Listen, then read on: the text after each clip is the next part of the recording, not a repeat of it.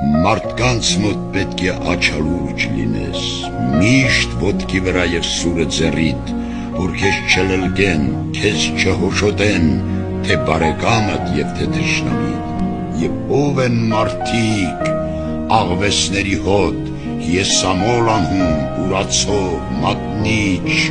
աղքատության մեջ գծնի, վաճառող, դժվարության մեջ վախկոտ, դավաճան, ծանոթ շները չեն հաչում վրա, ծանոթ մարդիկ են հաչում քո վրա։ Ապիրատ աշխարհ,